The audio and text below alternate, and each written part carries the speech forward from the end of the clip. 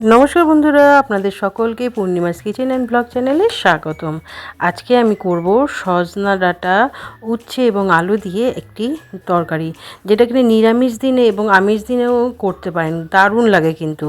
আর এই যে সজনা ডাঁটাগুলো দেখছেন না, এইগুলো কিন্তু আমার ছাদ বাগানে হয়েছে। আমি ইউটিউবে অনেক ভিডিও দেখি যারা কিনা গ্রামে থাকে এবং গ্রামের আনাচে কানাচে থেকে নানা রকমের সবজি তুলে আনে, গাছ থেকে ফল পেড়ে এনে সবজি পেড়ে সেটা দিয়ে রেসিপি তৈরি করে। তো আমারও আজকে একটু ইচ্ছে হলো আমি যে এই যে সজনা ডাঁটাগুলো আমার ছাদ বাগান থেকে তুলে এনেছি সেটা আপনাদের সাথে শেয়ার করি। তো আমি তো এখন কাটছি, তো এর আগের ভিডিওটা আপনাদের দেখাচ্ছি, কেননা একটু আগেই আমি গিয়েছিলাম ছাদে এবং ওখান থেকে এই সজনা ডাঁটাগুলো তুলে নিয়েছি। আর এই রেসিপিটার জন্য কিন্তু সজনা ডাঁটার সাইজগুলো ঠিক এইভাবে নেব। আপনারা চাইতে ছোটও নিতে পারেন, কিন্তু আমি এই সাইজটাই রাখছি।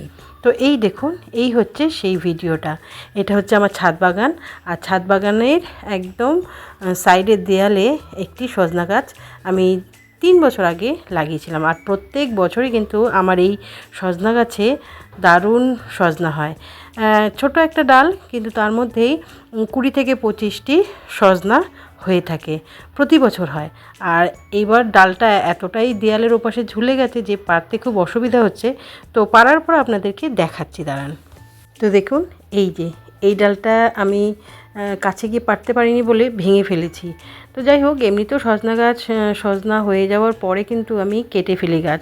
তো যাই হোক, ডালটাকে এবার কিন্তু আমি ফেলে দেব না, এটাকে আমি আবার নতুন করে লাগিয়ে দেবো এবং এই সজনা ডাঁটাগুলো দিয়েই আজকের রেসিপিটা আমি তৈরি করব। তাহলে চলুন ফিরে যাই আবার আমার রান্নাঘরে। তো সজনে ডাঁটা কাটা হয়ে গেছে, এবার আমি উচ্ছেগুলো কেটে নেব। দুপাশটা ফেলে দিয়ে লম্বা লম্বা করে প্রথমে কাটবো। আর উচ্ছের কিন্তু দানা আমি ফেলে দেবো, আপনারা চাইলে রাখতেই পারেন, কিন্তু আমাদের বাড়িতে পছন্দ করে না, কেননা ওই মুখে পরে কটকট করে আওয়াজ হয়, এর জন্য দানা খেতে পছন্দ করে না।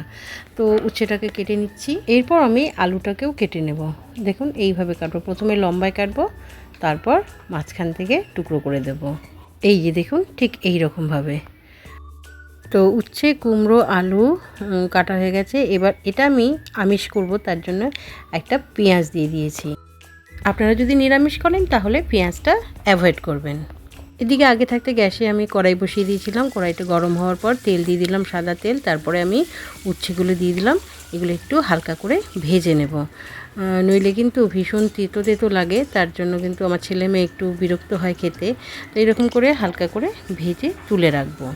তারপর এই তেলের মধ্যেই দিয়ে দেব সামান্য কালো জিরা ফোড়ন, আর দেব শুকনো লঙ্কা।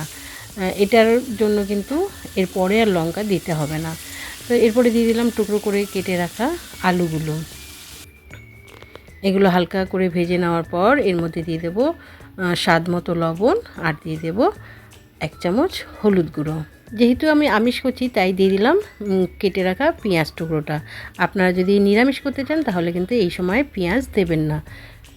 তো আলুটা যখন ভাজা হয়ে যাবে, পেঁয়াজটাও বেশ কাঁচা গন্ধ চলে যাবে, তখন এর মধ্যে দিয়ে দেব কেটে রাখা সজনে ডাঁটাগুলো। তো ততক্ষণ নাড়াচাড়া করে এবার চলুন একটা মশলা তৈরি করে নিই, যেটা কিনা এই সজনে ডাঁটাকে আরও সুস্বাদু বানাবে। তো প্রথমে মিক্সির বাটিতে নিয়ে নিলাম 1 চামচ সর্ষে, আর দিয়ে দিলাম 4-5টা কাঁচা লঙ্কা, আর একটু সামান্য লবণ।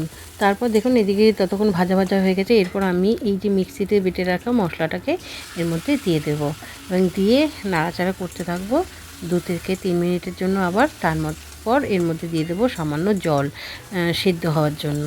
তারপর ডাঁটাটা সিদ্ধ হওয়ার জন্য একে ঢেকে রেখে দেবো মিনিট 5-এর জন্য, কারণ আমার শ্বশুরমশাই একটু দাঁতের সমস্যা আছে, তার জন্য সিদ্ধ না হলে ভালো খেতে পারে না। তো দেখুন 5 মিনিট পর আমি খুলে দেখলাম আলু টালু সব সিদ্ধ হয়ে গেছে খুব ভালো রকমভাবে, এবং তরকারিও আমার রেডি হয়ে গেছে। এই সময় দিয়ে দেবো এর মধ্যে 8 চা চামচ চিনি, তারপর ধনেপাতা দিয়ে তরকারিটাকে নামিয়ে দেব। তো দেখুন রেডি হয়ে গেছে আমার সজনে ডাঁটা দিয়ে উচ্ছে আলু দিয়ে তরকারি। তো খুব ভালো লাগে, নিরামিষ বা আমিষ যেভাবেই করেন না কেন, তাহলে কিন্তু অবশ্যই একবার এইভাবে সজনে ডাঁটা থাকতে থাকতে করে দেখবেন, দারুণ লাগবে। তাহলে ভিডিওটা আজকে পর্যন্ত এখানেই শেষ করলাম। যদি ভালো লেগে থাকে তাহলে প্লিজ লাইক, কমেন্ট এবং শেয়ার করবেন। আর প্রথমবার আমার চ্যানেলে আসলে আমার চ্যানেলকে প্লিজ প্লিজ প্লিজ সাবস্ক্রাইব করে নেবেন।